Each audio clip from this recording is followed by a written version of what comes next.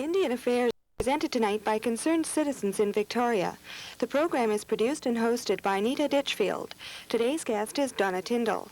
Donna's mother adopted Leonard Peltier, one of the American Indian movement leaders, who is now being held for 11 months in Oakalla Prison, awaiting extradition. Donna Tyndall's mother, Ethel Pearson, is still in Ottawa, where she met with Federal Justice Minister Ron Basford. Donna is a member of the Kwagiulth Nation in Duncan and a member of the American Indian Movement. Here to interview Donna Tyndall is Nita Ditchfield.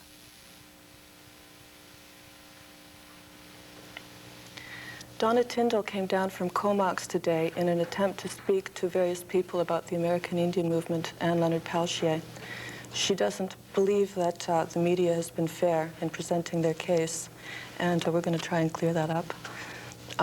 Perhaps we can start by having you tell us a little bit about the American Indian Movement, how it started and why it was formed. The American Indian Movement was started, it's a spiritual movement. It's a movement to have Indians remember the spiritual ways of our ancestors, the traditions and the cultural ways of the old days. The American Indian Movement was formed in the cities of the United States, in Milwaukee specifically, it started out combating alcoholism and problems that Indian people have in the cities. That was where it got its start. Unemployment? Unemployment, Indian people being harassed by police forces in Milwaukee. They started out, they had street patrols who picked up Indian people who were in trouble on the streets in Milwaukee. And Leonard Peltier was there pretty well from the beginning. He worked on a street patrol in Milwaukee, going into the bars, going along the streets, and picking up Indian people and who would normally have been in trouble, Indian people who were drinking. How did they get involved in Wounded Knee and Pine Ridge? The American Indian Movement doesn't go anywhere unless the local Indian people ask them to come. They also don't go anywhere unless they have a spiritual leader with them. What happened in Pine Ridge, the Bureau of Indian Affairs helped a man named Richard Wilson become elected tribal council chief. And he was Bureau of Indian Affairs man. And they put him in there for the purpose of promoting and finalizing their termination policy on that reserve. By that, they have pushed this plan on other reserves in the United States, and it means they terminate their special rights, they terminate their treaty rights. The United States government has no special responsibilities for these people, and also it means that the land that is being held in trust for them can be sold. And Pine Ridge, Richard Wilson employed goon squads, Indian people paid by him to terrorize other Indian people on that reserve into signing the termination, into approving the termination policy that he was trying to promote. And the traditional people of the Oglala Sioux on Pine Ridge objected very strongly, and they called in for help. They called in the American Indian Movement. What would the United States government have to gain by terminating their treaties, their responsibilities? You know, in the United States, the land is pretty well used up. The Indian people have got, in some places, fairly large tracts of land. The Pine Ridge Reserve is supposed to be rich in coal resources, energy resources. It's suspected that there may be oil on that land. And if the Indians, yeah, that pretty well tells the story right there. If the Indians aren't protected, quote, by the government, then they can sell their land, you know. And this is what big business is, just dying to get their hands on that untouched land and those untouched resources. That's what the whole thing is about. It's just getting their hands on the coal and the oil down there.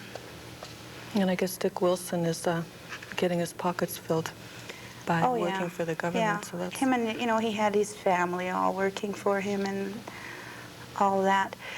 And he was terrorizing the people. People were being driven off the highways, you know, and people were disappearing. People were being dragged out of their beds and beaten at night. And he just had a reign of terror going down there.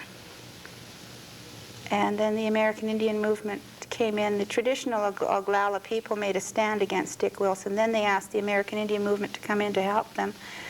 They occupied the small town of Wounded Knee for 71 days. And I think that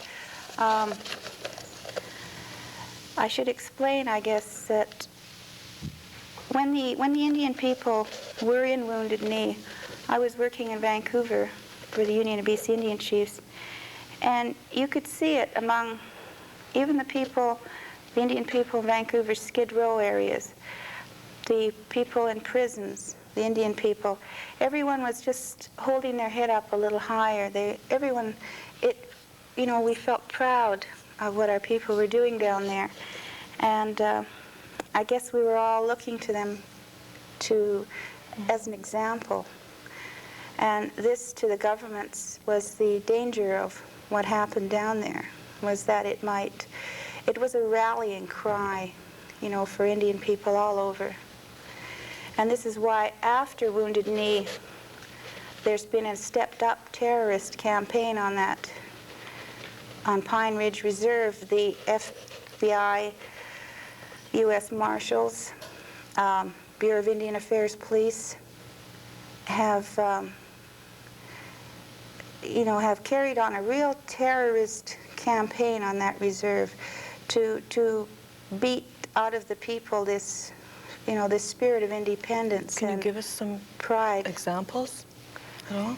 People, well, there have been 57 people who have died on that reserve since 1973. People have just disappeared. People have been dragged from their homes and beaten at night. Homes are shot at regularly at night. Leonard Peltier's wife spent a week with me and Courtney at my home, and her and a girlfriend of hers who came up to see Leonard at the end of October. And they were terrified in my house because in Courtney I don't lock my doors, and they felt that at least I should put up blankets over my windows because they're used to boarding up their windows and doors at night. This is right today going on in Pine Ridge. And I had to put up a blanket over their bedroom windows and lock their doors at night because they're just in a state of terror. And it's very important, I think, to the American authorities to maintain that state of terror that those people are living under. People who are too terrified to even walk outside at night are not liable to stand up to the government again. I think Anime Akwash is a good example of that. Yeah, well, Anime Akwash was arrested along with 3 other people after the shootout at Pine Ridge, and she was taken back to South Dakota, and she disappeared from police custody. The police said she was kidnapped from their cells. She was found about 3 weeks later in a field. The FBI investigated. They did an autopsy. They said that she died of exposure, and she was quickly buried. Her parents, Anime Akwash, was a Canadian Indian, a Micmac girl from Nova Scotia, Shubenacadie Reserve in Nova Scotia. And her parents, her mother and her sisters, went down to Dakota from Nova Scotia, and they asked the American Indian movement to help them. and they paid to have her body exhumed, and they got an independent pathologist to do another autopsy on her, and she had a bullet in her. She had a bullet in her head. 38 caliber shell was removed from her skull. There was evidence that she'd taken quite a massive beating about the head and shoulders, and her hands had been severed. Her hands were missing. And Animes are pretty small, so that's how the FBI missed it, I guess. Well, exposure. She died from exposure to a 38 caliber weapon, which is the type of weapon used by Federal Bureau of Investigation agents.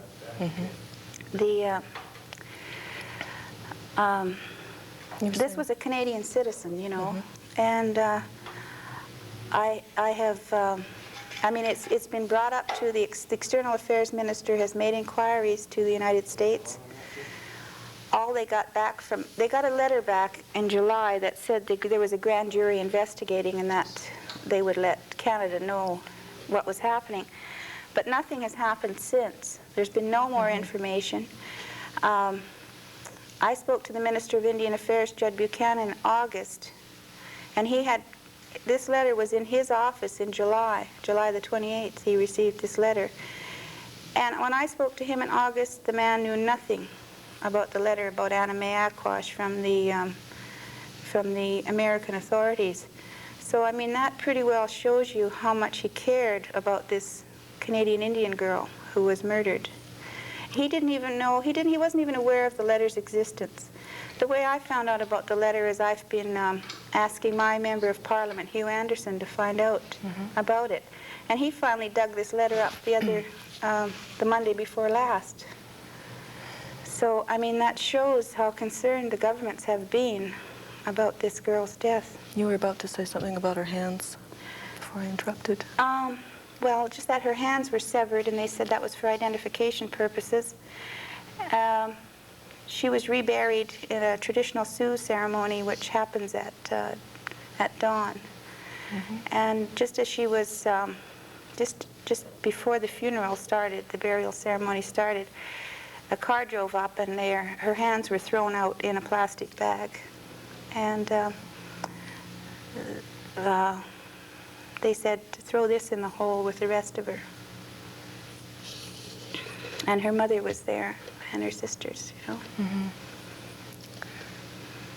I can't understand why Canadians aren't, you know, really angry about that.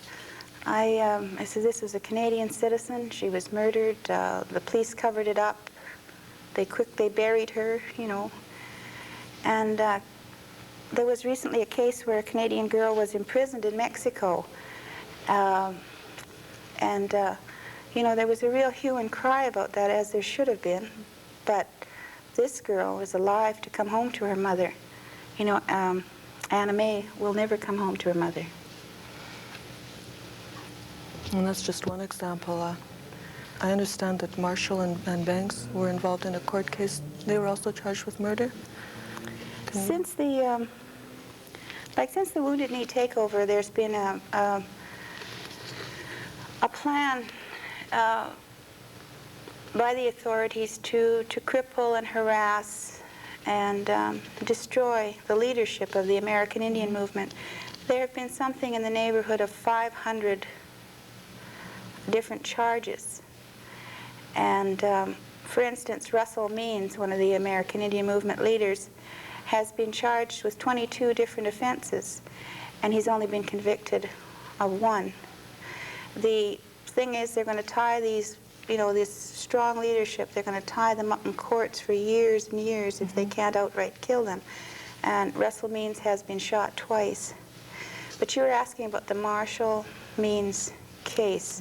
They were accused of a murder in Dakota, and Russell Means has still to go to trial for that. Another Indian boy, Marshall, was convicted and sentenced, and it was